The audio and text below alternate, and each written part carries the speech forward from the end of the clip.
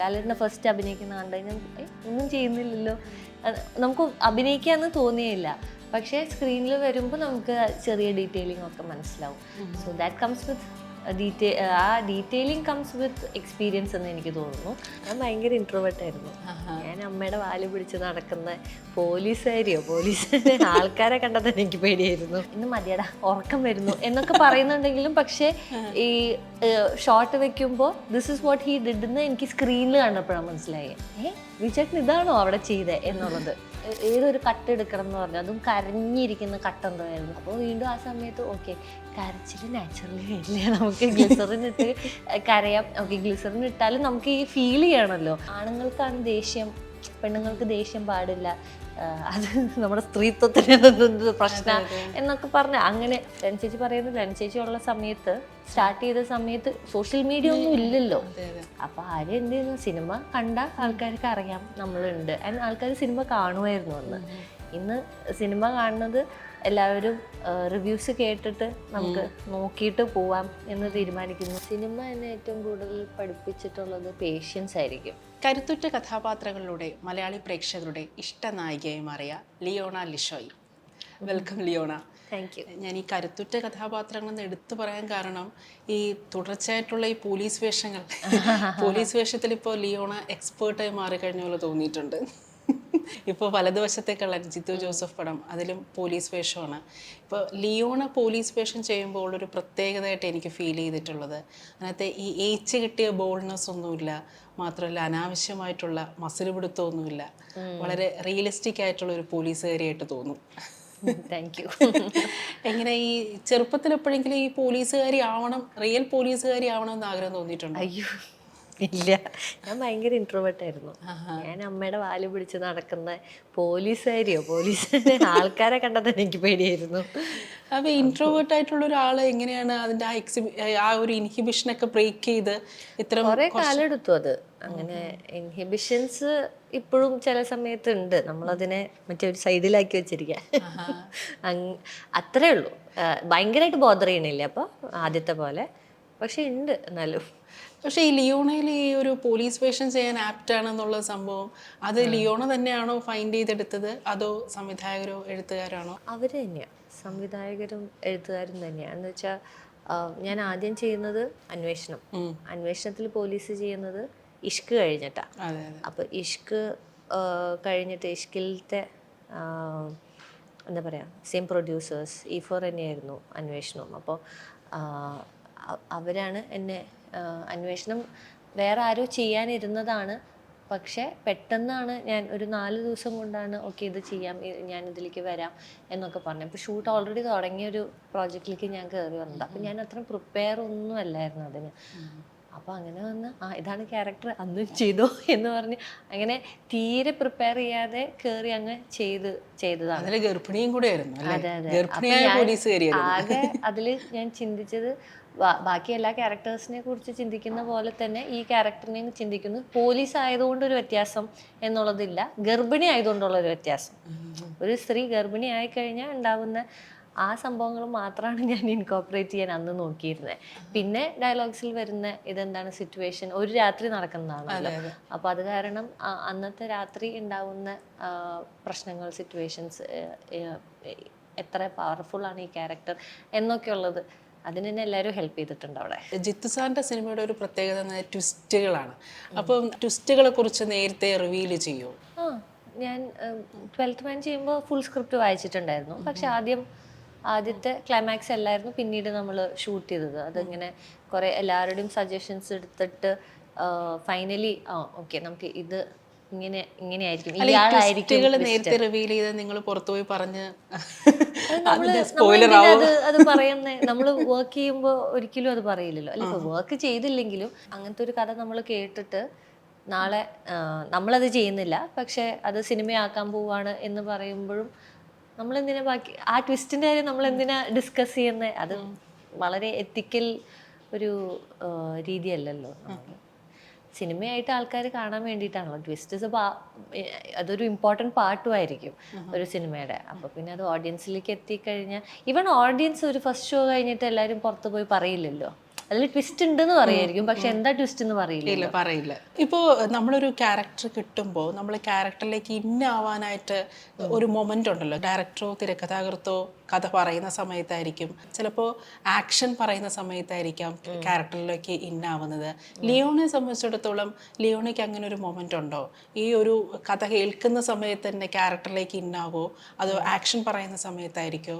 ഒരു particular moment എന്ന് പറയാൻ എനിക്ക് അറിയില്ല, പക്ഷേ കൂടെയുള്ള ആക്ടേഴ്സ് മൊത്തം ആ എൻവയൺമെൻറ്റ് എന്നെ ഹെൽപ്പ് ചെയ്യണം എന്നെനിക്ക് തോന്നിയിട്ടുണ്ട്. എല്ലാം ഒരു ഇതാണ്. അൺകംഫർട്ടബിൾ സെറ്റ് ഫസ്റ്റ് ഡേ ഒക്കെ ഞാൻ പറഞ്ഞില്ല നേരത്തെ, ഇൻഹിബിഷൻ ചിലപ്പോൾ ഫസ്റ്റ് ഡേ പോയിട്ട് അയ്യോ ഇതിലേക്ക് ട്രാക്കിലേക്ക് വീഴാൻ കുറച്ച് സമയം എടുക്കും ചില സെറ്റുകളിൽ. പക്ഷേ ചില സെറ്റുകളിൽ പെട്ടെന്ന് ഓൾറെഡി അറിയുന്ന ആളുകളും അങ്ങനെയൊക്കെ ഉണ്ടെങ്കിൽ പെട്ടെന്ന് കയറി, അപ്പോൾ നമ്മൾ പ്രിപ്പയർ ചെയ്തിട്ടുണ്ടാവും, ഏകദേശം ഒരു ഐഡിയ ഉണ്ടാവും ഇങ്ങനെയായിരിക്കും. അപ്പോൾ കൂടെ അഭിനയിച്ചിട്ടുള്ള ആക്ടേഴ്സ് ആണെങ്കിൽ നമുക്കും അവരുടെ ഋതവും അവരെങ്ങനെയായിരിക്കും ഇത് ചെയ്യാന്നുള്ളൊരു ഐഡിയ ഉണ്ടാവും. അൺലെസ് ദി സർപ്രൈസ് ആസ് ആ ഓൺ ദി സ്പോട്ട് സർപ്രൈസ് തന്നിട്ടില്ലെങ്കിൽ ഏകദേശം നമുക്കൊരു ഐഡിയ ഉണ്ടാവും. അപ്പോൾ ASI വിദ്യ ചെയ്യുമ്പോൾ അതിൽ മെയിൻ ക്യാരക്ടേഴ്സായിട്ട് വരുന്ന ബിജുചേട്ടനും ജോയിച്ചേട്ടനും അവരുടെ പേഴ്സ്പെക്റ്റീവിലാണല്ലോ മൊത്തം കഥ. അപ്പോൾ ഞാൻ ഒരു കഥ എടുത്ത് ഞാൻ ചെയ്യുമ്പോൾ ഞാൻ ചെയ്യുന്ന character it's not the main character, ഞാൻ എന്നെ മെയിൻ ക്യാരക്ടർ ആക്കും. അതായത് ASI വിദ്യയുടെ പേഴ്സ്പെക്റ്റീവിലാണ് ഞാൻ കഥ മൊത്തം വായിക്കുക.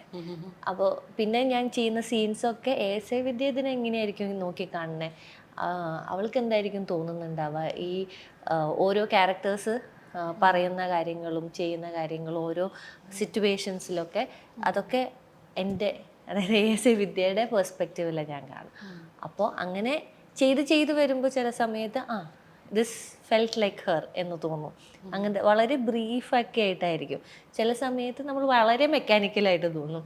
അത് ഒരിക്കലും നമുക്ക് ഒരിക്കൽ വീണ് കഴിഞ്ഞാൽ പിന്നെ അത് പുറത്തേക്ക് വരില്ല എന്നില്ല. എന്ന് വെച്ചാൽ നമ്മൾ സിനിമയിൽ വളരെ ബുദ്ധിമുട്ടാണല്ലോ, ഓരോ ദിവസവും നമ്മൾ ഇതിനു വേണ്ടി വരാം. ആൻഡ് ഫോർ ഈ ഷൂട്ടിനാണെങ്കിൽ നൈറ്റ് ഷൂട്ടും കൂടിയായിരുന്നു. ഭയങ്കര ബുദ്ധിമുട്ടാണ് ഫോക്കസ് ചെയ്ത് നമ്മൾ ക്യാരക്ടർ തന്നെ പിടിച്ച് ചെയ്യുക. അപ്പോൾ ചില ദിവസങ്ങൾ നമ്മൾ ഓഫായിട്ട് നമുക്ക് തന്നെ തോന്നും, പിന്നെ നമ്മളെങ്കിലും പിടിച്ച് കയറി അതിലേക്ക് വീണ്ടും വീഴാൻ നോക്കും.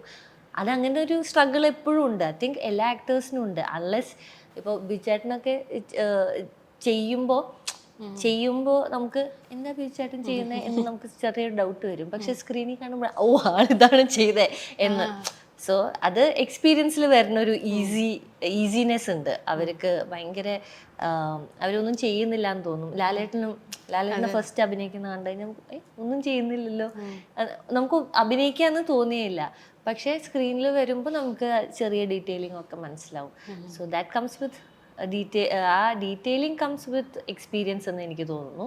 എൻ്റെ എക്സ്പീരിയൻസ് വെച്ചിട്ട് ഞാൻ ചെറുതായിട്ട് ഇപ്പോൾ എന്നെക്കാളും യങ്ങർ ആയിട്ടുള്ള ആൾക്കാർക്ക് ചിലപ്പോൾ തോന്നും ഞാൻ എൻ്റെ ഡീറ്റെയിലിംഗ് ഭയങ്കരമാണെന്ന് തോന്നുമായിരിക്കും. പക്ഷെ അതല്ലാതെ എല്ലാവർക്കും ഡിഫറെൻറ്റ് പ്രോസസ്സാണെന്ന് തോന്നുന്നുണ്ട്.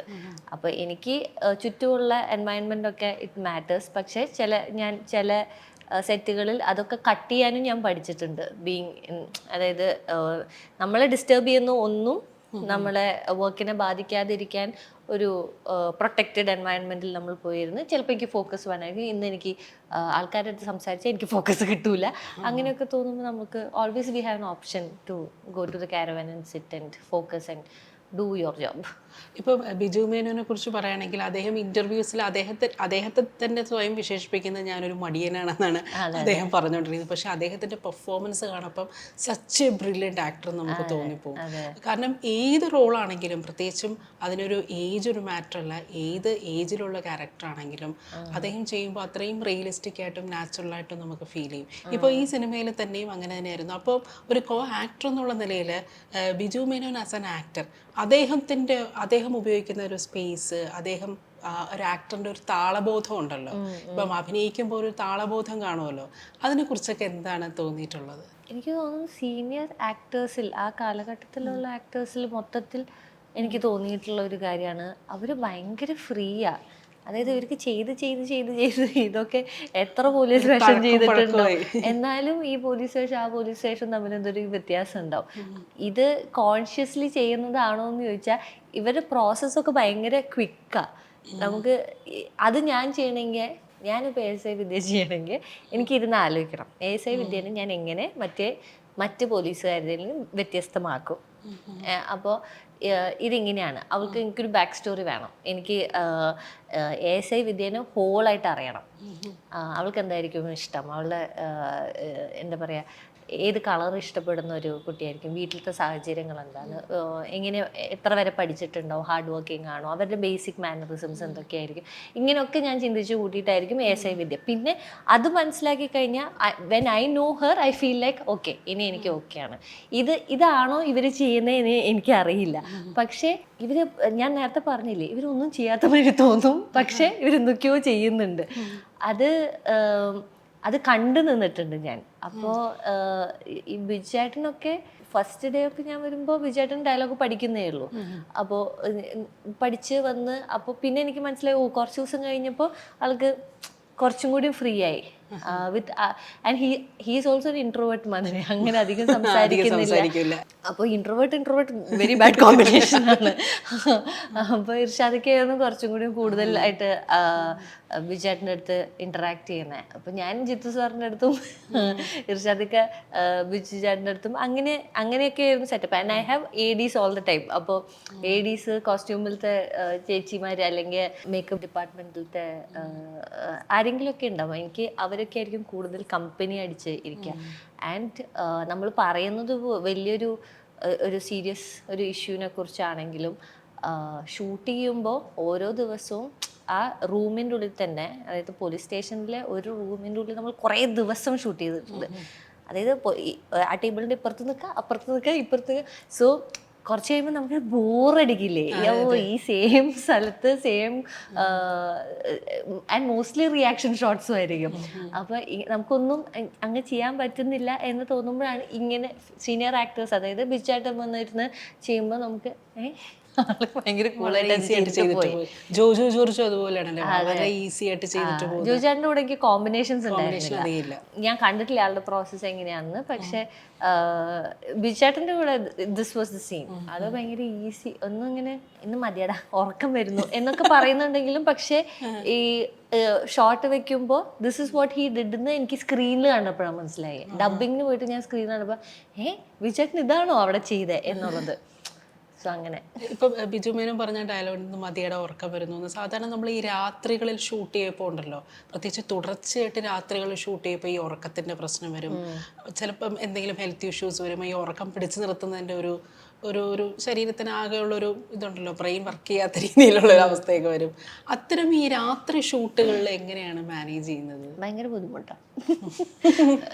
ബുദ്ധിമുട്ടെന്ന് പറഞ്ഞാൽ എന്നാ ആ സമയം നമ്മൾക്ക് അത്യാവശ്യം നല്ല കിട്ടിലും പെർഫോമൻസ് വേണ്ട സീൻസ് ഒക്കെയാണ് ഏറ്റവും ബുദ്ധിമുട്ട്. നമുക്ക് നമ്മുടെ ബോഡിയും മൈൻഡും ഒന്നും ഫ്രഷ് അല്ലാത്ത സമയത്ത് ഒരു ഇന്റൻസ് സീൻ വന്നു കഴിഞ്ഞാൽ നമുക്കിങ്ങനെ കുറച്ചും കൂടി നമുക്ക് പെട്ടെന്ന് അങ്ങ് ചെയ്ത് തീർത്ത് നമുക്കത് ജഡ്ജ്മെന്റേ പോകും.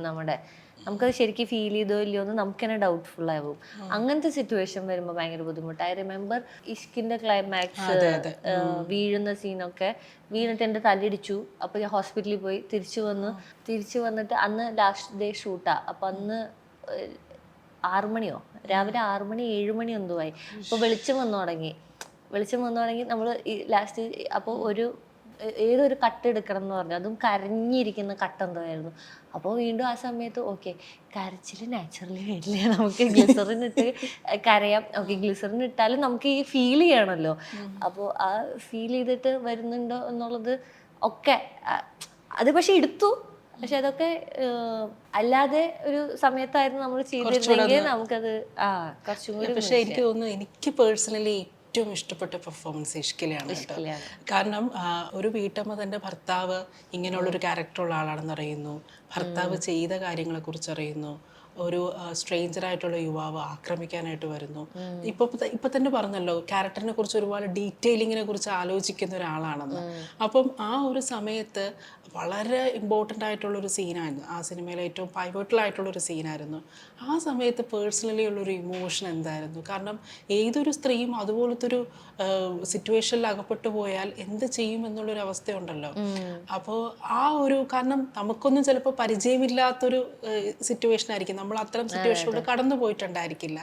ആ സമയത്ത് ഇത്രയും ഡീറ്റെയിലിങ്ങിനെ കുറിച്ച് ആലോചിക്കുന്ന ലിയോണ ആ ഒരു സന്ദർഭത്തിൽ ഇതേപോലെ രാത്രി ഷൂട്ടാണ്, രണ്ടപ്പുറത്തും ഭയങ്കര ഇൻറ്റൻസ് പെർഫോമേഴ്സാണ് ഷൈനും അതുപോലെ തന്നെ ഷൈനും. അപ്പോൾ അതെങ്ങനെയായിരുന്നു മാനേജ് ചെയ്തത്? അത് ആ സെറ്റിന്റെ എൻവയൺമെന്റേ അങ്ങനെയായിരുന്നു. ഭയങ്കര എനിക്ക് മറ്റൊരു നമ്മൾ ആക്ടിങ് വർക്ക്ഷോപ്പിനൊക്കെ പോകുമ്പോൾ ഒരു വൈബ് ഉണ്ട് അതിൽ. Every one's busy doing their thing. അതിൽ ആരും അങ്ങോട്ടും ഇങ്ങോട്ടും ജഡ്ജ് ചെയ്യുന്നില്ല. It's about what you experience, it's about what you can explore. അത്രയേ ഉള്ളൂ. ഇതിന് ആരും മാർക്കിടാൻ പോകുന്നില്ല, ആരും നിങ്ങൾ നല്ലതാണോ ചീത്തയാണോ എന്ന് പറയാൻ പോകുന്നില്ല. ഇതാണ് എനിക്ക് ആക്ടിങ് വർക്ക്ഷോപ്പിൽ ഏറ്റവും ഇഷ്ടമുള്ളൊരു കാര്യം. No one's there to judge you. ഇഷ്കിൽ ആകെ 7 ദിവസം ഷൂട്ട് ഉണ്ടായിരുന്നുള്ളൂ. പക്ഷേ എനിക്ക് ഫസ്റ്റ് ഡേ തന്നെ എനിക്ക് ആൾക്കാരെ ഭയങ്കര ഇഷ്ടമായി. ഡയറക്ടറിൻ്റെ വൈഫ്, ക്യാമറാമാൻ, റൈറ്റർ എല്ലാവരും ഭയങ്കര അടിപൊളി ആൾക്കാരായിരുന്നു. അപ്പോൾ എനിക്ക് പെട്ടെന്ന് ഓക്കെ നമുക്ക് ചെയ്തു നോക്കാം, അങ്ങനെ അങ്ങ് ചെയ്തു തുടങ്ങി. പിന്നെ ഷെയ്നായാലും ഷൈനായാലും രണ്ടുപേരും അധികം സംസാരിക്കാത്ത ആൾക്കാരാ. ആൻഡ് രണ്ടുപേരും അന്ന് അങ്ങനെയായിരുന്നു. എനിക്ക് ഇപ്പൊ ഞാൻ കുറെ കാലമായി ഇപ്പൊ ഇഷ്കിന്റെ സമയത്തൊന്നും അങ്ങനെ കൂടുതൽ സംസാരിക്കുന്ന അത് എനിക്ക് തോന്നുന്നു. അതും നൈറ്റ് ഷൂട്ടായിരുന്നു, അതിലും ഇന്റൻസ് ക്യാരക്ടേഴ്സ് ആയിരുന്നു ഇവരൊക്കെ ചെയ്യുന്നത്. അപ്പൊ അതുകൊണ്ടായിരിക്കും ചിലപ്പോൾ ഫോക്കസ്ഡ് ആയിട്ട് എല്ലാവരും അത് തന്നെ അതിൽ ഭയങ്കര കീനായിട്ട് ഈ സീൻ എങ്ങനെ വർക്ക് ചെയ്യാം എന്നുള്ളതായിരുന്നു പ്രയോറിറ്റി. വേറെ തമാശകൾ അത് ഇതൊക്കെ അവിടെ നടക്കുന്നുണ്ടെങ്കിലും പ്രയോറിറ്റി ഈ സീൻ എങ്ങനെ നന്നാക്കാം എന്നുള്ളത്. അപ്പോൾ അതിൻ്റെ കൊറിയോഗ്രാഫി ചെയ്യുന്നു, അതിന് വേണ്ടിയിട്ട് നമ്മൾ വർക്ക് ചെയ്യുന്നു. ആൻഡ് ഷെയ്നൊക്കെ ആ സമയത്തും എന്നെ ചേച്ചീന്നാണ് വിളിച്ചിരുന്നത്. അപ്പോൾ എനിക്കിങ്ങനെ ഞാൻ ശരിക്കും ചേച്ചിയാണോ അല്ലെങ്കിൽ ഞാൻ ക്യാരക്ടറായിട്ട് ചേച്ചീന്ന് വിളിക്കുന്നതാണോ? അപ്പോൾ അങ്ങനെ തന്നെയായിരുന്നു. സോ മൊത്തത്തിൽ ഈവൻ ആ കുട്ടിയായിട്ട് അഭിനയിച്ച കുട്ടി ഒരു വളരെ പ്രൊഫഷണൽ ആയിരുന്നു ആ സെറ്റിൽ.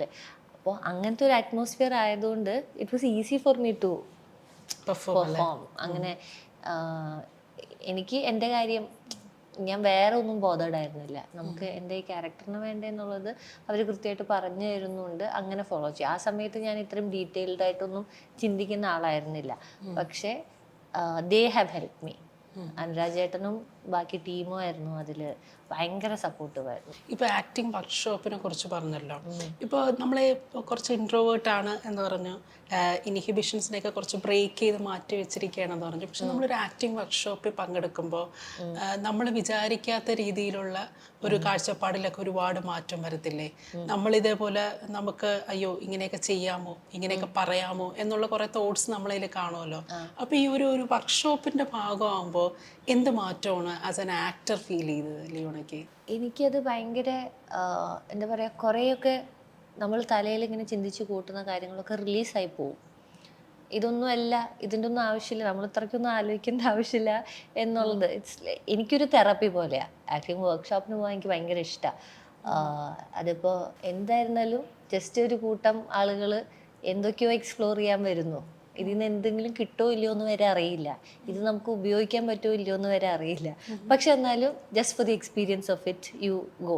അപ്പോൾ അതിൽ ഫിസിക്കൽ ആക്ടിവിറ്റീസ് ഉണ്ടാവും, മെൻ്റലി കുറച്ച് നമുക്ക് ചാലഞ്ചിങ് ആയിട്ടുള്ള എന്തെങ്കിലും ചെയ്യാനുണ്ടാവും. നമ്മൾ തീരെ എക്സ്പ്ലോർ ചെയ്യാത്ത നമ്മുടെ ഇമോഷൻസ്, നമുക്ക് ലൈഫിൽ നമുക്ക് പേടിയുള്ള ചില കാര്യങ്ങളുണ്ടാവുമല്ലോ. എനിക്ക് ശബ്ദം കൂടുതൽ ഭയങ്കര പേടിയാണ്. എനിക്ക് ദേഷ്യപ്പെടുമ്പോൾ ഒച്ചത്തിൽ സംസാരിക്കുന്ന ഒരു ദേഷ്യം ഉണ്ടല്ലോ, തെറി വിളിക്കുന്ന അങ്ങനത്തെ ഒരു ദേഷ്യം എനിക്ക് പേടിയാണ്. അത് കണ്ടു നിൽക്കാൻ എനിക്ക് ഭയങ്കര ബുദ്ധിമുട്ടാണ്.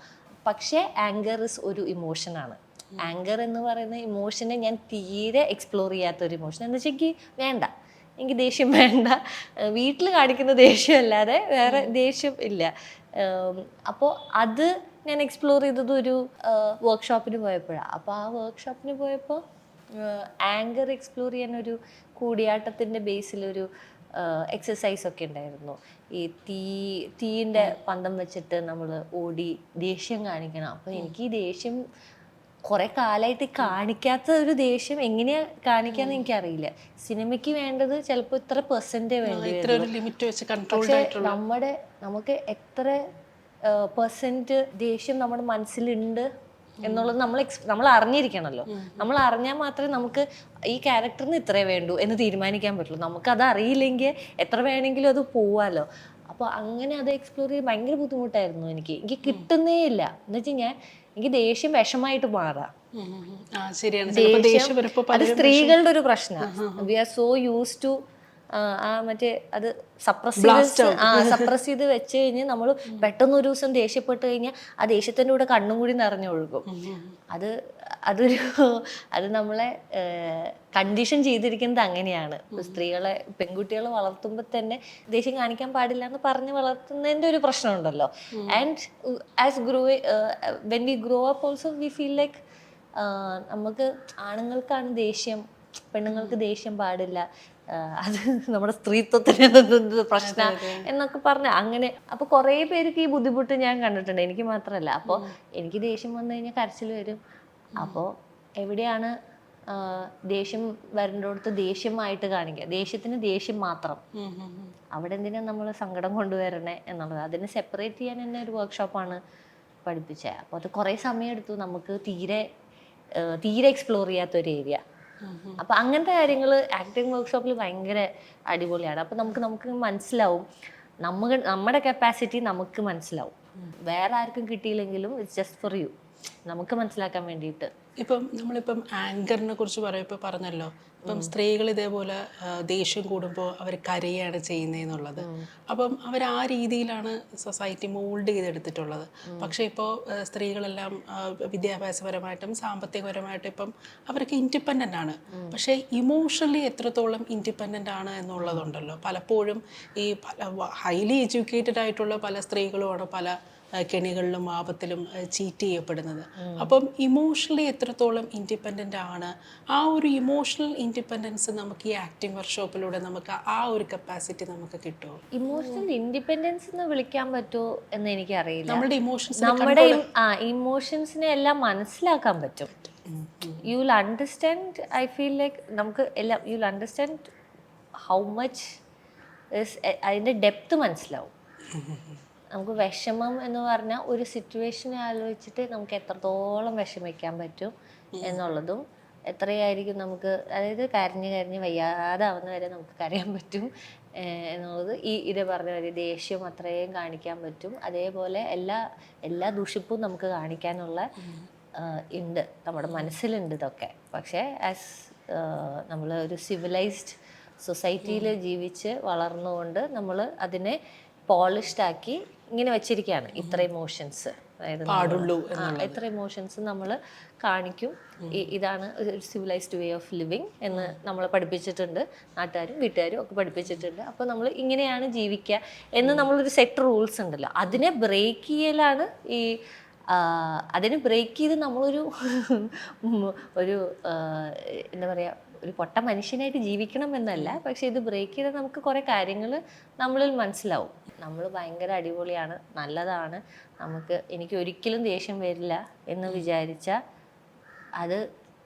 That's not true.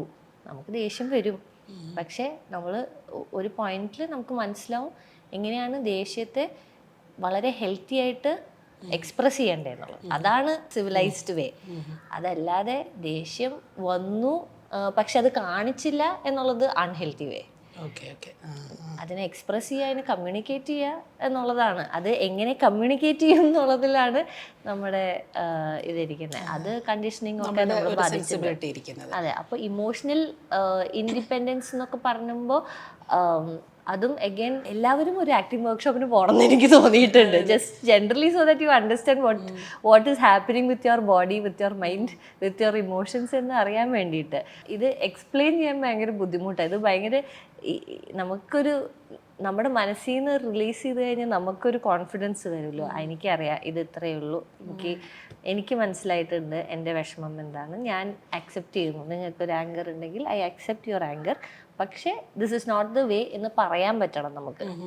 ഒരാൾ ആങ്കർ കാണിച്ചു കഴിഞ്ഞാൽ ആ ആങ്കറിനെ ഇതാണ് anchor is just another emotion, ഞാൻ കാണിക്കും എൻ്റെ ദേഷ്യം എന്ന് പറയുമ്പോൾ എൻ്റെ ക്യാരക്ടർ എങ്ങനെയാണ് എന്ന് പറയുമ്പോൾ നമുക്ക് പറയാൻ പറ്റണം that I accept your anchor, പക്ഷേ talk about it in a better way. ഇതിനൊരു ഹെൽത്തി വേ ഓഫ് കമ്മ്യൂണിക്കേഷൻ ഉണ്ടാവണമല്ലോ. നിങ്ങളുടെ ആങ്കറിനെ ഞാൻ ഡിസ്മിസ് ചെയ്യുന്നില്ല, പക്ഷെ ആങ്കറിനെ കുറിച്ച് സംസാരിക്കാം നമുക്ക്. അത് എക്സ്ട്രീം അല്ലല്ലോ, വയലൻസോ അല്ലെങ്കിൽ അബ്യൂസീവ് നേച്ചറോ അതൊന്നുമല്ല. That is not anchor. Social മീഡിയയിൽ ആർട്ടിസ്റ്റുകളെല്ലാം ഇപ്പം അഭിനയം മാത്രമല്ല അവരുടെ പല ടാലൻസും ഷോക്കേസ് ചെയ്യുന്നത് സോഷ്യൽ മീഡിയയിലാണ്. ഇപ്പം ഡാൻസ് ആണെങ്കിലും പാട്ടാണെങ്കിലും മറ്റ് കഴിവുകളൊക്കെ ആണെങ്കിലും. അപ്പം സിനിമയിൽ ഇപ്പോഴത്തെ കറണ്ട് സിറ്റുവേഷനിൽ സിനിമയിൽ നിലനിൽപ്പിന് ഈ സോഷ്യൽ മീഡിയ പ്രസൻസ് ഒരു അനിവാര്യമായൊരു ഫാക്ടറായിട്ട് ഇപ്പോൾ തോന്നുന്നുണ്ടോ ലിയോണയ്ക്ക്? കാരണം സോഷ്യൽ മീഡിയ നമുക്കങ്ങനെ ഒഴിവാക്കി നിർത്തി നമുക്ക് സിനിമയിൽ മാത്രം കോൺസെൻട്രേറ്റ് ചെയ്ത് അത് പറ്റുമോ? സ്റ്റാർ ആയില്ലെങ്കിൽ പറ്റില്ല. അത് നമുക്ക് ഒരു സോഷ്യൽ മീഡിയ ആവശ്യമില്ല. നമുക്ക് ആളുകളെ ഓർമ്മിപ്പിക്കാൻ, നമ്മൾ എക്സിസ്റ്റ് ചെയ്യുന്നു എന്ന് ഓർമ്മിപ്പിക്കാൻ സോഷ്യൽ മീഡിയ ആവശ്യമില്ലെങ്കിൽ സോഷ്യൽ മീഡിയയുടെ ആവശ്യമില്ല. എനിക്ക് അങ്ങനെ വന്നു കഴിഞ്ഞാൽ വളരെ ഹാപ്പിയാണ്. പക്ഷേ ഐ നോ ദാറ്റ് നമ്മൾ ഓർമ്മിപ്പിക്കേണ്ട ഒരു ആവശ്യമുണ്ട് അപ്പോൾ ഓർമ്മിപ്പിക്കണം എന്നുള്ളതേ ഉള്ളൂ. അതല്ലാതെ സോഷ്യൽ മീഡിയ ഇപ്പോൾ അറ്റ് പ്രസൻറ്റ് നമ്മുടെ എല്ലാ സിനിമകളിലും വൺ ഓഫ് ദ മെയിൻ ഒരു പ്രൊമോഷൻ മീഡിയ കൂടിയാണ്, ഒരു മീഡിയം കൂടിയാണ് ഇൻസ്റ്റാഗ്രാമും ഫേസ്ബുക്കിൽ ഇപ്പോഴും ഉണ്ട്. ഞാൻ ഫേസ്ബുക്കിലൊന്നും ആക്റ്റീവേ അല്ല, പക്ഷെ എന്നാലും ഫേസ്ബുക്കിൽ ഇപ്പോഴും എത്രയോ പേരാണ് നല്ല റിവ്യൂസ് എഴുതുന്നതും അതിനെക്കുറിച്ച് ചർച്ചകൾ നടക്കുന്ന ഒരു പ്ലാറ്റ്ഫോമും കൂടിയാണ് ഫേസ്ബുക്ക് സ്റ്റിൽ. അപ്പോൾ ഇൻസ്റ്റാഗ്രാമിൽ കുറച്ചുകൂടി യങ്ങർ ജനറേഷൻ്റെ എല്ലാ പോസ്റ്റുകളും റീൽസും റിവ്യൂസും ഒക്കെ വരുന്നതുമാണ്. അപ്പോൾ അത് നമ്മുടെ ഒരു പ്രൊമോഷൻ്റെ ഭാഗമാണ്. ഇപ്പോൾ അതൊരു ഇമ്പോർട്ടൻറ്റ് ഭാഗമാണ്. അതുകൊണ്ട് എനിക്ക് ഡിലീറ്റ് ചെയ്ത് പോകാൻ പറ്റില്ല. പക്ഷെ ഗിവൺ ആൻ ഓപ്ഷൻ ഇതൊന്നും വേണ്ട, നമുക്ക് സിനിമ അഭിനയിച്ചാൽ മതി എന്നുള്ളൊരു ഓപ്ഷൻ ഉണ്ടെങ്കിൽ ഞാൻ ഡെഫിനറ്റ്ലി അത് ചെയ്തു. പക്ഷെ ബാക്കി ടാലൻസ് കാണിക്കുക, അത് ഡിസ്പ്ലേ ചെയ്യാനുള്ളൊരു പ്ലാറ്റ്ഫോം ഉണ്ടല്ലോ ഇപ്പോൾ. കഴിഞ്ഞ ദിവസം ലെനച്ചേച്ചിയൊക്കെ കൂടെ ഇരിക്കുമ്പോൾ ലെനച്ചേച്ചി പറയുന്നത്, ലെനച്ചേച്ചി ഉള്ള സമയത്ത്, സ്റ്റാർട്ട് ചെയ്ത സമയത്ത് സോഷ്യൽ മീഡിയ ഒന്നും ഇല്ലല്ലോ. അപ്പൊ ആരും എന്ത് ചെയ്യുന്നു, സിനിമ കണ്ട ആൾക്കാർക്ക് അറിയാം നമ്മളുണ്ട്, ആൾക്കാർ സിനിമ കാണുമായിരുന്നു. ഇന്ന് സിനിമ കാണുന്നത് എല്ലാവരും റിവ്യൂസ് കേട്ടിട്ട് നമുക്ക് നോക്കിയിട്ട് പോവാം എന്ന് തീരുമാനിക്കുന്നു, അല്ലെങ്കിൽ OTT വരുമ്പോൾ കാണാലോ എന്നുള്ളൊരു ചിന്തയിലേക്ക് വന്നിട്ടുണ്ട്, which is not great for us. പക്ഷേ എന്നാലും സോഷ്യൽ മീഡിയ ഇപ്പോഴത്തെ പിള്ളേരൊക്കെ ഉള്ള എന്താ പറയുക ഓപ്പർച്യൂണിറ്റീസും, അവർക്ക് ഇപ്പോൾ ഒരു ഓഡിഷൻ നടക്കുന്നുണ്ടെങ്കിൽ അറിയാം, അങ്ങനത്തെ ഇവര് ടാലൻറ്റഡ് ആണെന്ന് മനസ്സിലാക്കാൻ വേണ്ടിയിട്ട് ഇവർ ചെയ്യുന്ന ഓരോ പരിപാടികൾ അങ്ങനെ കാസ്റ്റ് ചെയ്തിട്ടുള്ള പിള്ളേർ കുറേ പേരുണ്ടല്ലോ. ഇവരുടെ കോമഡി റീൽസ് കണ്ടിട്ട് ഭയങ്കര ടൈമിംഗ് ആയി കൊച്ചിനെ കാസ്റ്റ് ചെയ്തേക്കാം എന്ന് പറഞ്ഞിട്ട് കാസ്റ്റ് ചെയ്യപ്പെടുന്ന ആൾക്കാരുണ്ട്. അപ്പോൾ ഇറ്റ് വർക്ക്സ് ബോത്ത് വേസ്. അത് നല്ല രീതിക്ക് യൂസ് ചെയ്യുമ്പോൾ ഓക്കെയാണ്. ചിലർക്ക് എനിക്കൊക്കെ ആങ്സൈറ്റി വരും കുറേ ഇൻസ്റ്റാഗ്രാം യൂസ് ചെയ്ത്. അപ്പോൾ ഞാൻ അങ്ങനെ ഭയങ്കര ആക്റ്റീവ് ഒന്നുമല്ല, പക്ഷേ സിനിമയുടെ ഭാഗമായിട്ട് I M okay using it. ഈ ആങ്സൈറ്റി വരുന്ന ഈ കമന്റ്സ് ഒക്കെ കാണുമ്പോൾ ഉണ്ടല്ലോ, എങ്ങനെയാണ് കമന്റ്സ് ഒന്നും ഞാൻ നോക്കാറില്ല, കാണാറില്ല, കണ്ടാലില്ല പ്രശ്നമുള്ളൂ. പക്ഷെ അല്ലെങ്കിൽ ജനറലി ഒന്ന് സ്ക്രോൾ ചെയ്താൽ തന്നെ ഐ ഗെറ്റ് വെരി അൺകംഫർട്ടബിൾ. എല്ലാവരും ജീവിതത്തിൽ എന്തൊക്കെയോ ചെയ്യുന്നു, നമ്മളൊന്നും ചെയ്യുന്നില്ലല്ലോ എന്ന്. അപ്പോൾ എവിടെയൊക്കെയോ നമ്മൾ ചെയ്യുന്ന കാര്യങ്ങളെ അപ്രീഷിയേറ്റ് ചെയ്യാതെ പോകുന്നു എന്നും എനിക്ക് തോന്നിയിട്ടുണ്ട്. നമുക്ക് we are not grateful for what we have. ചേച്ചി നേരത്തെ പറഞ്ഞ മാതിരി 2 കാലും കൈയും ഉള്ളതിന് നമ്മൾ എന്നാണ് ലാസ്റ്റ് ഗ്രേറ്റ്ഫുൾ ആയിരിക്കണേ? നമ്മൾ ഹോസ്പിറ്റൽ ബെഡ് എടുക്കണം നമ്മളൊന്ന് അതിനെ അപ്രീഷിയേറ്റ് ചെയ്യാൻ. പക്ഷെ അല്ലാതെ ജീവിതത്തിൽ എല്ലാ ദിവസവും കുറച്ച് ഗ്രാറ്റിറ്റ്യൂഡ് ഉണ്ടെങ്കിൽ ലൈഫ് ബ്യൂട്ടിഫുൾ. അതെ, life is beautiful and life is going to get better with ആ ഒരു ഗ്രാറ്റിറ്റ്യൂഡ്. പക്ഷെ Instagram can make you feel like you don't, നമ്മളൊന്നും ചെയ്യുന്നില്ല, ബാക്കി എല്ലാവരും ജീവിതത്തിൽ എന്തൊക്കെയാണ് കഷ്ടപ്പെടുന്നു, നമ്മൾ വെറുതെ ഇരിക്കുകയാണ് അങ്ങനെ തോന്നും. ഇപ്പൊ മായാനദിയിൽ ആ ഒരു അടിസീൻ ഉണ്ടല്ലോ, അത് ഇപ്പോഴും ട്രോളന്മാര് പല സാഹചര്യങ്ങളിൽ യൂസ് ചെയ്യുന്നുണ്ട്. ആ പെർഫെക്റ്റ് ഷോട്ടായിരുന്നു അത്. സൗബിൻ വരുന്നു, ഒറ്റ അടിക്ക് വീഴുന്നു, അത് ഒറ്റ ടേക്കിൽ എടുത്തതാണല്ലേ അത്. അപ്പം വീഴാൻ നേരത്തെ അവിടെ ഒരു ബെഡൊക്കെ ഉണ്ടായിരുന്നു. അവര് ബെഡ് ഇട്ടിട്ടുണ്ടായിരുന്നു ഫസ്റ്റ് ടേക്കില്. അപ്പൊ ഞാൻ സൗബിനെ കാണുന്നത് ആ ഷോട്ടിന് തൊട്ട് മുന്നെയാണ് ആദ്യമായിട്ട് സൗബിനെ കാണുന്നത്. സൗബിൻ വന്ന് അടിച്ചു, ഞാൻ വീണു, ഓക്കെ. എന്നിട്ട് എനിക്കിങ്ങനെ ഒരു ഡൗട്ടായിരുന്നു, ആ വീഴ്ച ശരിയായിട്ടില്ല, നമുക്ക് ഒരു ടേക്കും കൂടി എടുക്കാം എന്ന് പറഞ്ഞിട്ട് ഞാൻ രണ്ടാമത് വീണു, അതേപോലെ തന്നെ വീണു. പറഞ്ഞ് ഫസ്റ്റ് ടേക്ക് ഓക്കെ ആയിരുന്നു. ഫസ്റ്റ് ടേക്ക് ആഷിക്ക് പറഞ്ഞു ഫസ്റ്റ് ടേക്ക് ഓക്കെ ആയിരുന്നു. അപ്പം നമ്മൾ ഈ ട്രോൾസും മീംസ് ഒക്കെ ഉണ്ടല്ലോ, അത് നമ്മൾ ആസ്വദിക്കുന്ന ഒരു പോയിന്റ് ഉണ്ടല്ലോ. ചിലപ്പോൾ ഈ ട്രോൾസ് കാണുമ്പോൾ നമ്മളെ കുറിച്ചുള്ള ട്രോൾസ് കണ്ട് നമ്മൾ തന്നെ ഇരുന്ന് ചിരിക്കും. പക്ഷെ ഒരു സെർട്ടൺ പോയിന്റ് കഴിയുമ്പോൾ നമുക്കത് ഹേർട്ട് ആവുന്ന രീതിയിലേക്ക് ചിലപ്പോൾ പോയെന്നിരിക്കാം. അത്തരം സിറ്റുവേഷൻസ് ഹാൻഡിൽ ചെയ്തിട്ടുണ്ടോ? ഇല്ല, എനിക്ക് അങ്ങനെ വന്നിട്ടില്ല. എനിക്ക് എൻ്റെ കണ്ണിൽ ഇതൊന്നും പെടലില്ല. വല്ലവരും ഇങ്ങനെ അയച്ചു തന്നാൽ മാത്രമാണ് ഞാൻ ഇങ്ങനെ അയ്യോ എന്നെ കുറിച്ച് ഇങ്ങനെയൊക്കെ പറഞ്ഞ എന്നൊക്കെ തോന്നുള്ളൂ. പക്ഷെ എൻ്റെ ജനറലി എനിക്ക് ആ വേൾഡായിട്ട് കുറച്ച് ഡിസ്റ്റൻ്റാണ് ഞാൻ. അപ്പോൾ എന്നെക്കുറിച്ച് അങ്ങനെ പറഞ്ഞിട്ടുണ്ടോയെന്ന് എനിക്ക് അറിയില്ല. എന്നെക്കുറിച്ച് കൂടുതലും മറ്റേ ഇത് ഇന്ത്യയാണ്, ഇവിടെ ഇങ്ങനെയാണ് എന്നുള്ളതും മായനദിയിലെ ഒരു നാറികളെ വിശ്വസിക്കരുത് അങ്ങനത്തെ കോമിക്കലായിട്ടുള്ള സാധനങ്ങൾ മാത്രമേ വന്നിട്ടുള്ളൂ ആസ് ട്രോൾസ്. അല്ലാതെ എന്നെ ട്രോൾ ചെയ്തിട്ടുണ്ടോയെന്ന് എനിക്ക് അറിയില്ല. നമ്മൾ പൊതുവെ ഇപ്പോൾ പ്രത്യേകിച്ച് നടിമാരിപ്പം പുറത്തോട്ട് ഇറങ്ങുമ്പോൾ അവർക്കൊരു പ്രൈവറ്റ് ലൈഫ് ഇല്ലാത്ത പോലെ നമുക്ക് തോന്നിപ്പോകും. ശരിയാണ്, ആ ഒരു സെലിബ്രിറ്റിയുടെ ഒരു പ്രിവിലേജസ് ഒക്കെ അവർക്ക് കിട്ടുന്നുണ്ട്. പക്ഷെ അതിനായിട്ട് അസോസിയേറ്റ് ചെയ്ത് വരുന്ന അവരുടെ ഒരു പ്രൈവസി ഉണ്ടല്ലോ.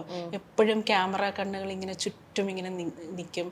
അവർക്ക് ആ ഒരു എപ്പോഴും ഇങ്ങനെ ക്യാമറ കണ്ണുകൾ ചുറ്റും നിൽക്കുമ്പോൾ, എവിടെയെങ്കിലും പോകുമ്പോൾ ഇങ്ങനെ ചുറ്റും നിൽക്കുമ്പോൾ ലിയോണ എന്താണ് ചിലവരൊക്കെ അത് എൻജോയ് ചെയ്യുന്നുണ്ട്. പക്ഷേ ഷാറുഖ് ഖാനൊക്കെ പറഞ്ഞിട്ടുണ്ട്, ഞാൻ പുറത്തിറങ്ങുമ്പോൾ ആൾക്കാർ എന്നെ ബുദ്ധിമുട്ടിക്കണം, ഞാനത് എൻജോയ് ചെയ്യുന്നുണ്ട്, എനിക്ക് അതാണ് വേണ്ടത്. പക്ഷേ ചിലവർക്ക് അതൊട്ടും സഹിക്കാൻ പറ്റില്ല.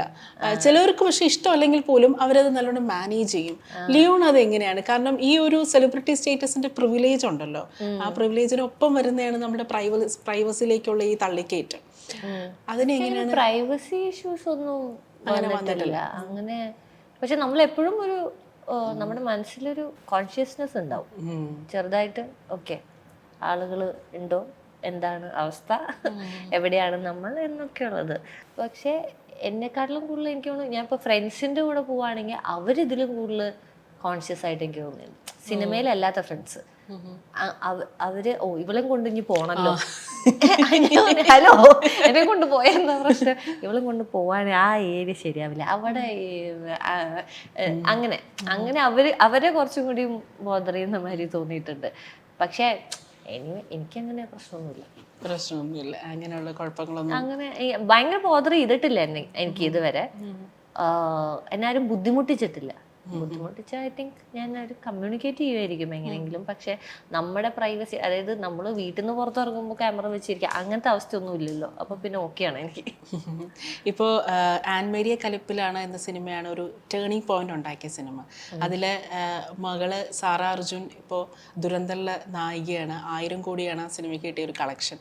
അപ്പോൾ മകളായി വന്ന സാറ അർജുനിൽ അന്ന് അമ്മയായിട്ട് വന്ന എന്താണ് നോട്ടീസ് ചെയ്ത് സാറയിൽ എന്തെങ്കിലും ഒരു സ്പെഷ്യാലിറ്റി നോട്ടീസ് ചെയ്തു? സാറ ഭയങ്കര പ്രൊഫഷണൽ ആയിരുന്നു. കൊച്ചുകുട്ടിയായിരുന്നു, പ്രൊഫഷണലും ആയിരുന്നു. അത് ഭയങ്കര റെയർ കോമ്പിനേഷൻ ആയിരുന്നു ആ സമയത്ത്. എൻ്റെ കൂടെ അഭിനയിച്ചിട്ടുള്ള കുറെ കുട്ടികളുടെ കൂടെ ആഡ്സ് ചെയ്തിട്ടുണ്ട്, സിനിമയിലും കുറച്ച് കുട്ടികളൊക്കെ അഭിനയിച്ചിട്ടുണ്ട്. പക്ഷെ സാറ എനിക്ക് തോന്നുന്നു സെറ്റിൽ വരുമ്പോൾ ഒന്നാമത്തെ കുട്ടിക്ക് മലയാളം അറിയില്ലായിരുന്നു, പക്ഷെ മലയാളം പഠിച്ചിരുന്നു, എല്ലാ ഡയലോഗ്സും അറിയായിരുന്നു. അപ്പോൾ അവള് കാരണം ഒരിക്കലും റീടേക്ക് ഒന്നും പോയിട്ടില്ല. അങ്ങനെ അത്രയും ഭയങ്കര പ്രൊഫഷണൽ ആയിരുന്നു. ആൻഡ് ജെന്യുവലി അഭിനയിക്കാൻ ഇഷ്ടമായിരുന്നു ആ കുട്ടിക്ക്. ആരും ഫോഴ്സ് ചെയ്തിട്ടൊന്നുമില്ല, കുട്ടിക്ക് ഇഷ്ടമാണ് ഈ പരിപാടി. അപ്പോൾ അത് കാരണം ഭയങ്കര പ്രൊഫഷണൽ ആയിരുന്നു. പക്ഷെ കട്ട് പറഞ്ഞ് അമ്മയുടെ അടുത്ത് പോയാൽ നേരെ കുട്ടിയാവും. അതായിരുന്നു എനിക്ക് ഏറ്റവും ഇഷ്ടം.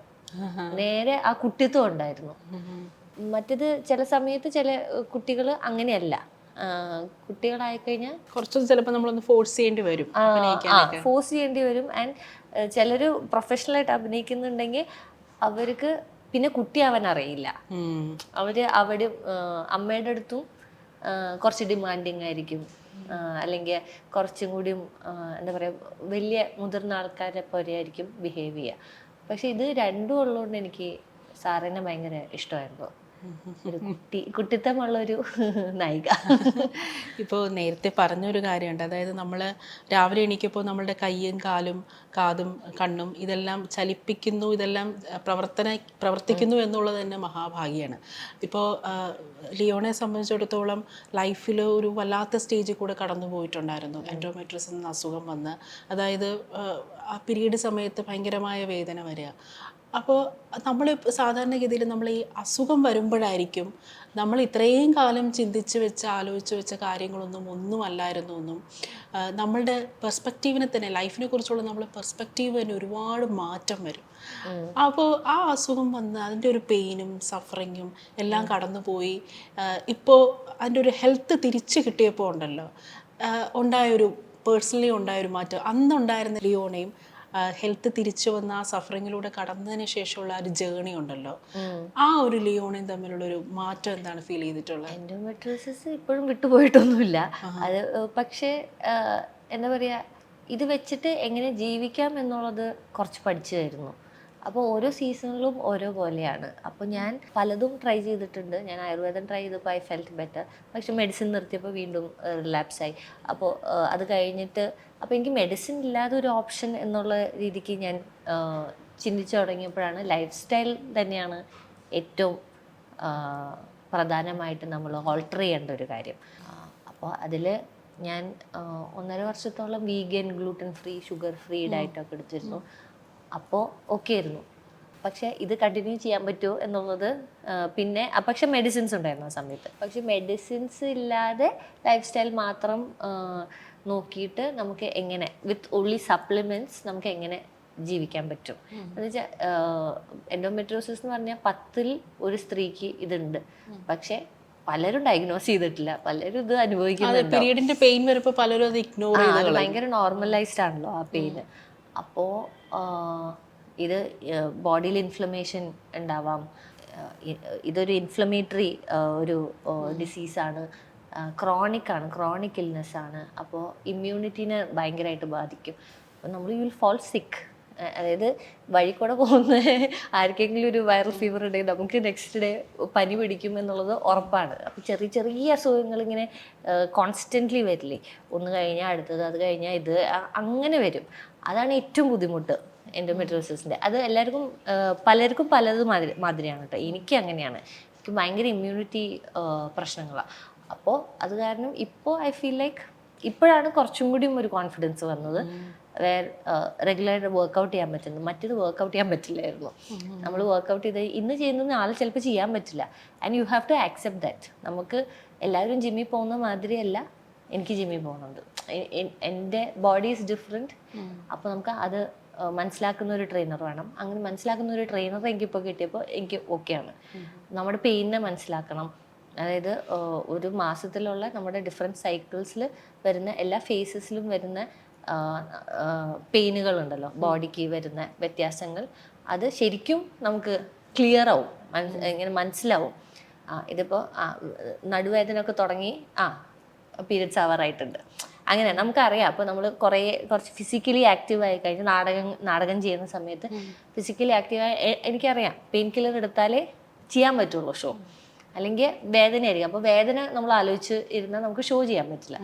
അപ്പോൾ അങ്ങനെ അപ്പോൾ നമ്മൾ ഒരുപാട് പെയിൻ കില്ലർ എടുത്തത് ബോഡിക്ക് അത് പ്രശ്നമല്ലേ? ഇത് ഒരുപാട് എടുക്കാൻ പാടില്ല ഒന്നും. അപ്പം നമുക്ക് മാനേജ് ചെയ്ത് ഒരു പോയിന്റ് വരും where you don't need pain killers എന്നാണ് എൻ്റെ ഒരു വിശ്വാസം. ഇപ്പോൾ ഫിഗറിങ് ഔട്ട് ഒരു സ്റ്റേജാണ്, എന്തൊക്കെ ചെയ്യണം, എവിടെയൊക്കെ ചെയ്യണം. കഴിഞ്ഞ മാസം അതിന് മുന്നത്തെ മാസം എന്തോ ഞാൻ എൻഡോമെട്രിയോസിൻ്റെ ഒരു വർക്ക്ഷോപ്പിന് പോയിട്ടുണ്ടായിരുന്നു. ബിനാലയുടെ ഭാഗമായിട്ട് finding a way through endometriosis എന്ന് പറഞ്ഞിട്ട് ഫ്രഞ്ച് ലേഡി ഒരു സ്ത്രീ വന്നിട്ട് നമുക്ക് എൻഡോമെട്രിയോസിസ് ഉള്ള സ്ത്രീകൾക്ക് ഒരു ജസ്റ്റ് ഒരു ഷെയറിങ്. അപ്പോൾ ആ ഗ്രൂപ്പിലുണ്ടായിരുന്ന 10 പേരുണ്ടെങ്കിൽ 10 പേർക്കും 10 കഥകൾ പറയാനുണ്ട് അബൌട്ട് ദിയർ ജേർണി. ലൈഫിൽ എങ്ങനെ സ്റ്റക്കായി നിൽക്കുന്നു, ഒന്നും ചെയ്യാൻ പറ്റാതെ ഇരുത്തിക്കളയില്ലേ നമ്മളെ. അപ്പോൾ നമ്മൾ we have to find a way to just keep doing what we want to do. എനിക്ക് ഇത് ഉള്ളതുകൊണ്ട് എനിക്ക് ഒരിക്കലും സിനിമ ഇല്ലാതെ എനിക്ക് ജീവിക്കാൻ പറ്റുമെന്ന് വെച്ചാൽ പറ്റില്ല. എനിക്കത് ചെയ്തേ പറ്റൂ. നാടകം ചെയ്യണമെന്ന് വെച്ചാൽ എനിക്ക് നാടകം ചെയ്യണം. പക്ഷേ നമ്മുടെ ബോഡീനെ അപ്പോൾ നമ്മൾ അതിനനുസരിച്ചിട്ട് നമ്മൾ ട്രെയിൻ ചെയ്യണം. ഇതാണ് നമ്മുടെ ലൈഫ്. അപ്പം നമ്മുടെ ബോഡിക്ക് മനസ്സിലാവും എന്ന് വിശ്വസിച്ചിട്ട് നമ്മൾ ചെയ്യണം. അത് എനിക്ക് ഒരു ടൈമിൽ ബോഡി ഞാനും തമ്മിൽ ഒരു ബന്ധമില്ലാന്ന് തോന്നിയിട്ടുണ്ടായിരുന്നു. അതായത് ബോഡി വേറൊരു എൻറ്റിറ്റി, ഞാൻ പറയുന്നത് ഒന്നല്ല ഇത് കേൾക്കുന്നത്, ഇതിന് ഇഷ്ടമുള്ള മാതിരിയാണ് എന്ന് തോന്നിയിട്ടുണ്ടായിരുന്നു. പക്ഷെ ഇപ്പോൾ ഐ ഫീൽ ലൈക്ക് ഓക്കെ, നമ്മൾ we are in this together, നമുക്ക് ഒരുമിച്ച് വർക്ക് ചെയ്യാം എന്നുള്ളത്. അപ്പോൾ ഡിഫറെൻറ്റ് ഫേസസ് ഗോ ത്രൂ ചെയ്തിട്ടുണ്ട്. ഇപ്പോഴാണ് കുറച്ചും കൂടി പോസിറ്റീവായിട്ട് ഐ ഫീൽ ലൈക്ക് പറ്റും, ഇത് വെച്ചിട്ട് ജീവിക്കാൻ പറ്റും. പെയിൻ മാനേജ്മെൻറ്റും ലൈഫ് സ്റ്റൈൽ ഓൾട്രേഷൻസും ഒക്കെ ചെയ്ത് കഴിഞ്ഞാൽ റെഗുലർ എക്സസൈസ്, ചപ്പ് ചവറ് തിന്നാതിരിക്കുക, അങ്ങനത്തെ കുറച്ച് കാര്യങ്ങളൊക്കെ നോക്കിക്കഴിഞ്ഞാൽ നമുക്ക് മാനേജ് ചെയ്യാൻ പറ്റും. എനിക്കൊന്ന് ലാലേട്ടൻ ആണ് എനിക്കൊന്ന് ഡോക്ടറിനെ സജസ്റ്റ് ചെയ്തല്ലേ, 12th മാൻ സെറ്റ് വെച്ച്. അതെ അതെ അതെ, 12th മാൻ്റെ സെറ്റിൽ വെച്ചിട്ട് എനിക്ക് കുറേ പെയിനും കാര്യങ്ങളും കൂടുതലായിരുന്നു. ലാലേട്ടൻ സജസ്റ്റ് ചെയ്ത ഡോക്ടറെ കണ്ടിട്ട് ഞാൻ ആയുർവേദം ട്രീറ്റ്മെൻറ്റും ഡോക്ടറിൻ്റെ ലൈഫിൽ കുറേ പ്രശ്നങ്ങളൊക്കെ കളഞ്ഞിട്ടുണ്ട്. അതായത് ഡൈജഷനൊക്കെ ഏത് കാലത്തോ പ്രശ്നമായിരുന്നു, പക്ഷെ അതൊന്നും നമ്മൾ മൈൻഡ് ചെയ്തിട്ടില്ല. അതൊക്കെ എൻ്റെ വയറങ്ങനെയാ എന്ന് ഞാൻ ആക്സെപ്റ്റ് ചെയ്തു. പക്ഷെ അതല്ലാതെ അതങ്ങനെ ആവാൻ പാടില്ല. ഒരു മനുഷ്യൻ്റെ ശരീരമാകുമ്പോൾ ഫങ്ഷനിങ് ആ ഫങ്ഷനിങ് ശരിയായാൽ തന്നെ നമ്മുടെ പകുതി അസുഖങ്ങൾ മാറും. അപ്പോൾ അതൊക്കെ ശരിയാക്കിയത് ലക്ഷ്മി ഡോക്ടറാണ്. അത് കഴിഞ്ഞിട്ടാണ് പിന്നെ ഐ തോട്ട് ഓക്കെ മെഡിസിൻസ് ഇല്ലാതെ ഒരു ഓപ്ഷൻ നോക്കി, പിന്നെ സർജറി കഴിഞ്ഞു, അങ്ങനെ പലതും ചെയ്തിട്ടുണ്ട്. ബട്ട് ഐ ഫീൽ ലൈക്ക് ഇപ്പോൾ ഓക്കെയാണ്. ഇപ്പോൾ ഈ 12th മാനിലെ സിനിമയിലൊരു ഷോട്ട് ഉണ്ടല്ലോ, ലാലേട്ടൻ്റെ മുഖത്തൊക്കെ ഇങ്ങനെ സിഗരറ്റ് വലിച്ച് പോകുന്നത്. ആ സീനൊക്കെ ഷോട്ട് ചെയ്യുമ്പോൾ ഇത്രയും സീനിയർ ആയിട്ടുള്ള ഒരു ആക്ടറിൻ്റെ മുഖത്തൊക്കെ ഇങ്ങനെ സിഗരറ്റൊക്കെ ഇങ്ങനെ പോകും, അങ്ങനെയൊക്കെ ചെയ്യുമ്പോൾ ഒരു ചെറിയൊരു ഇത് പറഞ്ഞ പോലെ ആള് കുറച്ചൊരു ഇൻഹിബിഷനൊക്കെ ഉള്ള ഒരാളായിരുന്നല്ലോ. അങ്ങനെ എന്തെങ്കിലും പ്രശ്നം തോന്നിയില്ല? ലാലേട്ടൻ എനിക്ക് ഓക്കെ ആയിരുന്നു. ലാലേട്ടൻ അതിന് മുന്നേ റാമില് ആ സിനിമയുടെ റിലീസും കാര്യങ്ങളും അങ്ങനെ എന്തെങ്കിലും ഷൂട്ട് കഴിഞ്ഞിട്ടില്ലല്ലോ. അപ്പോ ലാലേട്ടന് അത് കാരണം ഒരു പരിചയം ഉണ്ടായിരുന്നു. പക്ഷെ എന്നാലും ഇത് ഫസ്റ്റ് ഡേ, ലാലേട്ടൻ വന്ന ഫസ്റ്റ് ഡേ എന്തായിരുന്നു ആ ഷോട്ട് എന്ന് തോന്നുന്നു. അപ്പൊ അത് കാരണം ഒരു ചെറിയൊരു ബുദ്ധിമുട്ട്. പക്ഷെ ലാലേട്ടൻ നമ്മളെ ഭയങ്കര കംഫർട്ടബിൾ ആക്കും പെട്ടെന്ന് തന്നെ. അപ്പൊ നമുക്ക് അതങ്ങ് പോവും പെട്ടെന്ന്, അതങ്ങ് ഒഴുകിപ്പോവും. പക്ഷെ ടെൻഷൻ ഉണ്ടായിരുന്നു. നമ്മുടെ കാറ്റും ഈ സിഗരറ്റ് വെച്ചിട്ട് ഇത് കത്തുന്നില്ല, ഇത് ഇളകുന്നു. ഞാൻ എല്ലാരും കളിയാക്കി പറയായിരുന്നു അത് ലിയോണ വിറയ്ക്കുന്നോണ്ട് അത് വിറയ്ക്കുന്ന. അപ്പൊ ഞാൻ അല്ല, ഇത് കാറ്റിന്റെ വിറയാണ്. അച്ഛൻ ലിഷോയ്, അച്ഛനിൽ നിന്ന് ഈ സിനിമാ ഫീൽഡിനെ കുറിച്ചും എന്താണ് സിനിമ എന്നതിനെ കുറിച്ചൊക്കെ കുറച്ചൊരു ഏകദേശം ഒരു ധാരണ, അതൊരു എക്സ്പീരിയൻസ് ആണല്ലോ. നമ്മളിപ്പം സിനിമയെക്കുറിച്ചുള്ള ഒരു കേട്ടറിവ് ഒരു എക്സ്പീരിയൻസ് ആണ്. പക്ഷെ സിനിമയിൽ വന്നതിന് ശേഷം നമുക്കൊരു വേറൊരു തരം എക്സ്പീരിയൻസ് ആയിരിക്കുമല്ലോ. ഈ അച്ഛൻ സിനിമയെക്കുറിച്ച് പറഞ്ഞ ആ ഒരു എക്സ്പീരിയൻസും സിനിമയിൽ വന്നതിന് ശേഷമുള്ള, സിനിമയെ അടുത്തറിഞ്ഞതിന് ശേഷമുള്ള ഒരു എക്സ്പീരിയൻസും ഇത് തമ്മിൽ ഒരുപാട് വ്യത്യാസം ഉണ്ടായിരുന്നു. അച്ഛൻ അങ്ങനെ അധികമൊന്നും പറഞ്ഞു തന്നിട്ടില്ല ഫസ്റ്റ് ഓഫ് ഓൾ. അച്ഛൻ പിന്നെ ഞാനങ്ങനെ സിനിമയിൽ കയറണം എന്ന് പ്ലാൻ ചെയ്തിട്ട് കയറിയതൊന്നുമല്ല, പെട്ടെന്ന് അങ്ങ് കയറി വന്നു. പിന്നെയാണ് ഓക്കെ ഇത് ചെയ്യാം എന്നൊക്കെ തീരുമാനിച്ചതൊക്കെ. അച്ഛൻ്റെ എക്സ്പീരിയൻസസ് പറഞ്ഞിട്ടുള്ളതും ഞാൻ എക്സ്പീരിയൻസ് ചെയ്തതും ഭയങ്കര ഡിഫറെൻറ്റ് കാര്യങ്ങളാണ്. അച്ഛൻ വേറെ ജനറേഷൻ, അച്ഛനൊരു ആണാണ്. അച്ഛൻ ചെയ്യുന്നത് മോസ്റ്റ്ലി സപ്പോർട്ടീവ് ക്യാരക്ടേഴ്സാണ്. അച്ഛൻ സീരിയലും ചെയ്യുന്നു. അപ്പോൾ ഇതൊന്നും മോസ്റ്റ്ലി ഈ സപ്പോർട്ടിങ് ക്യാരക്ടേഴ്സ് ഞാനും ചെയ്യുന്നുണ്ട് എന്നൊഴിച്ച് ബാക്കിയൊന്നും സെയിം അല്ല. അപ്പോൾ അതിൻ്റേതായിട്ടുള്ള വ്യത്യാസങ്ങൾ എപ്പോഴും ഉണ്ട്. ഞാൻ ഒരു സെറ്റിൽ പോയിട്ട് എക്സ്പീരിയൻസ് ചെയ്യുന്നത് ഒരിക്കലും അച്ഛൻ എക്സ്പീരിയൻസ് ചെയ്യേണ്ടി വരില്ല. അപ്പോൾ അത് വേറെ തന്നെ, നമ്മുടെ പ്രശ്നങ്ങളൊക്കെ വേറെയാണ്. നമ്മുടെ എനിക്ക് തോന്നുന്നില്ല അച്ഛൻ ഇങ്ങനെ ഒരു സെറ്റിൽ പോയിട്ട് അച്ഛൻ സെറ്റിൽ ഫ്രണ്ട്സിനെ ഉണ്ടാക്കി അങ്ങനെയുള്ള ഒരു ഗ്രൂപ്പോ ഒരു കമ്മ്യൂണിറ്റിയോ ഒന്നും അങ്ങനെ അച്ഛൻ ക്രിയേറ്റ്. സീരിയലുണ്ട്, ഐ തിങ്ക് സീരിയലിൽ കുറേ കാലം ഒരുമിച്ച് അഭിനയിക്കുന്ന, ഒരുമിച്ച് വർക്ക് ചെയ്യുന്നു. അത് ലോങ് ടേം പ്രോസസ്സാണല്ലോ. അതിൽ വന്നിട്ടുള്ള കുറേ ബന്ധങ്ങളുണ്ടാവും. പക്ഷെ അതില്ലാതെ സിനിമയിൽ അച്ഛൻ ഭയങ്കര വന്നു ഒരു ജോലി ചെയ്തു പോകുന്നു എന്നുള്ളൊരു ഇതിലാണ്. പക്ഷെ എനിക്ക് ഇതാണ്, ദിസ് ഈസ് മോർ ലൈക്ക്, എനിക്ക് വളരെ വാല്യൂബിൾ ആയിട്ടുള്ള ഫ്രണ്ട്ഷിപ്പ് ഉണ്ടായിട്ടുള്ളത് സിനിമയിൽ നിന്നാണ്. ഞാൻ സിനിമയെ ഇഷ്ടപ്പെട്ടു തുടങ്ങിയത് ഇതിൻ്റെ ഉള്ളിൽ നിന്നിട്ടാണ്. അപ്പോൾ എല്ലാ എക്സ്പീരിയൻസസും ഞാൻ ഇപ്പോഴും സിനിമയിൽ നിൽക്കുന്നത്, അന്ന് സിനിമ അറിയാത്ത കാലത്ത് ഞാൻ ചെയ്ത കാര്യങ്ങളൊക്കെ എവിടെയൊക്കെയോ ആൾക്കാർ സാരില്ല മോള് പഠിച്ചോളും എന്ന് പറഞ്ഞിട്ട് വിട്ടോണ്ടാ. അന്നേ നിനക്കിതൊന്നും പറ്റില്ല ഇറങ്ങിപ്പോടി എന്ന് പറഞ്ഞിരുന്നെങ്കിൽ, അങ്ങനെ അക്സെപ്റ്റ് ചെയ്തിട്ടില്ലായിരുന്നെങ്കിൽ ഞാൻ ഉണ്ടാവില്ലായിരുന്നു, ഞാൻ ഓടിപ്പോയേനെ. ഇപ്പോൾ നമ്മൾ സിനിമയെക്കുറിച്ച് പറയുന്നത് സിനിമയ്ക്ക് ആരെയും ആവശ്യമില്ല, നമുക്കാണ് സിനിമ വേണ്ടത്. സിനിമയിൽ എപ്പോഴും ഒരു മാജിക്ക് ഒളിഞ്ഞു കിടപ്പുണ്ട്. നമ്മൾ ക്ഷമയോടെ ഇരിക്കുകയാണെങ്കിൽ ആ മാജിക്ക് നമുക്ക് എക്സ്പീരിയൻസ് ചെയ്യാൻ പറ്റും. ഇപ്പം ഇത്രയും വർഷമായി ലിയോണ സിനിമയിൽ. എന്താണ് മലയാള സിനിമയെക്കുറിച്ച്, മലയാള സിനിമയെന്നല്ല, what you learn from cinema? Cinema എന്നെ ഏറ്റവും കൂടുതൽ പഠിപ്പിച്ചിട്ടുള്ളത് പേഷ്യൻസ് ആയിരിക്കും. പിന്നെ നമ്മൾ വിചാരിച്ച മാതിരി എപ്പോഴും എല്ലാ കാര്യങ്ങളും നടക്കണം എന്നില്ല എന്നുള്ളതും സിനിമയാണ് പഠിപ്പിച്ചത്. അതായത് അപ്പോൾ നമ്മൾ ഒരു കാര്യം, ഇപ്പോൾ ഒരു പ്രോജക്റ്റ് ഓണായെന്ന് വിചാരിച്ചാലും അത് ഓണായി ചിലപ്പോഴേ നമ്മൾ ഉണ്ടാവുള്ളൂ അതിൽ. ചിലപ്പോൾ നമ്മൾ അഭിനയിച്ച് കഴിഞ്ഞിട്ട് അത് ആളുകളിൽ ചിലപ്പോൾ എത്തില്ല, ചിലപ്പോൾ പകുതി വെച്ച് മുടങ്ങിപ്പോവും. എത്തിക്കഴിഞ്ഞാലും ആളുകൾ ചിലപ്പോൾ കാണില്ല. ഇങ്ങനത്തെ കുറേ ഡിസപ്പോയിൻമെൻറ്റ്സ് നമുക്ക് ഉണ്ടാവാം. ഇതൊക്കെ ഭയങ്കര മേബീസാണത്. ചിലപ്പോൾ ഉണ്ടാവാം, ചിലപ്പോൾ ഇതൊന്നുമില്ലാതെ സ്മൂത്തായിട്ടെല്ലാം പോവും. പക്ഷേ ഇതൊന്നും നമുക്ക് പ്രെഡിക്റ്റ് ചെയ്യാൻ പറ്റില്ല. വളരെ മൈന്യൂട്ട് ചെറിയൊരു പെർസെൻറ്റ് മാത്രമാണ് നമുക്ക് പ്രെഡിക്റ്റ് ചെയ്യാൻ പറ്റുള്ളൂ. ഇത് നന്നാവാൻ ചാൻസ് ഉണ്ട്, അതും നമുക്ക് ഇത് നന്നാവും എന്നാണ് എൻ്റെ മനസ്സ് പറയുന്നത്. അത് നമ്മുടെ ഒരു വിശ്വാസം. പക്ഷെ അതല്ലാതെ we cannot predict what's going to happen. അപ്പോൾ നമ്മൾ ഏത് സിനിമ ചെയ്യുമ്പോഴും നമ്മളൊരു വിശ്വാസത്തോടെ ആയിരിക്കും ചെയ്യുന്നുണ്ടാവും. അത് കമ്മിറ്റ് ചെയ്യുന്നതും അതിൽ അഭിനയിക്കുന്നതും അതിൻ്റെ പ്രൊമോഷന് പോകുന്നതും അത് ഇറങ്ങുമ്പോൾ കാണുന്നതും ഒക്കെ. പക്ഷെ at the end of the day അത് കയറി കണ്ടു കഴിഞ്ഞിട്ട് ഒരാൾ എന്തോന്ന് പാടാതെ എന്ന് പറഞ്ഞു കഴിഞ്ഞാൽ കഴിഞ്ഞില്ലേ. പക്ഷെ നമ്മൾ അത്രയും നാൾ അതിന് വേണ്ടിയിട്ട് വെക്കണ്ട. പക്ഷെ അതും നമ്മൾ ആക്സെപ്റ്റ് ചെയ്യണം. അത് പറയാനുള്ള ഒരു അവകാശം ഒരു ഓഡിയൻസിനുണ്ട്. അപ്പം അതും നമ്മൾ ആക്സെപ്റ്റ് ചെയ്യണ്ടേ. അത് ആക്സെപ്റ്റ് ചെയ്യാൻ പഠിപ്പിച്ചത് സിനിമയാണ്. അങ്ങനെ അത് നമ്മൾ ഇംപേഷ്യൻ്റ് ആവാൻ ഒരു രീതിക്കും, ഇംപേഷ്യൻസ് വോണ്ട് വർക്ക് ഹിയർ. നമ്മൾ പേഷ്യൻസ് കൈവിടാതെ എല്ലാത്തിനെയും അക്സെപ്റ്റ് ചെയ്യുക, അക്നോളജ് ചെയ്യുക. പക്ഷേ at the same time you grow as A person. നമുക്ക് എല്ലാവർക്കും ഒരു ഇവല്യൂഷൻ ഉണ്ടല്ലോ, അതിൽ നമ്മൾ ഗ്രോ ചെയ്യുക. ഒരു മനുഷ്യൻ എന്ന രീതിക്കും ഒരു ആർട്ടിസ്റ്റ് എന്ന രീതിക്കും വളരാനുള്ള കാര്യങ്ങളൊക്കെ നമ്മൾ എന്താ പറയുക ഒന്ന് സെറ്റാക്കുക ചുറ്റുവട്ടത്തും. അതിന് സപ്പോർട്ട് ചെയ്യുന്ന ആളുകൾ, അതിന് ഹെൽപ്പ് ചെയ്യുന്ന സിനിമകൾ, ക്യാരക്ടേഴ്സ്. അപ്പോൾ അങ്ങനെയൊക്കെ നമ്മൾ വർക്ക് ചെയ്യുമ്പോൾ നമുക്ക് ഓക്കെ, നമ്മൾ ഒരു 100 പടം ഒരു വർഷം ചെയ്തില്ലെങ്കിലും ഒരു പടം ആണ് ഒരു വർഷം ചെയ്യുന്നെങ്കിലും അതിൽ നമ്മൾ ഹാപ്പി ആണെങ്കിൽ ഓക്കെ. അതാണ് സിനിമ പഠിപ്പിച്ചിട്ടുള്ളത്. ക്ഷമയോടെ ഇരിക്കുക. ഏതായാലും ലിയോണ, നല്ലൊരു കോൺവെർസേഷൻ ആയിരുന്നു. ഒരുപാട് കാര്യങ്ങൾ നമ്മൾ ഷെയർ ചെയ്തു അല്ലേ. ഏതായാലും ലിയോണ ഇനി ഒരുപാട് നല്ല നല്ല കഥാപാത്രങ്ങൾ ചെയ്യാനുള്ള ഭാഗ്യം ഉണ്ടാവട്ടെ. നമ്മളെല്ലാവരും അതിനു വേണ്ടി വെയിറ്റ് ചെയ്യാണ്. ഇനിയും നല്ല നല്ല കഥാപാത്രങ്ങൾ, ഇനിയും പോലീസ് വേഷങ്ങൾ ചെയ്യണം കേട്ടോ. Okay, thank you Leona. Thank you so much.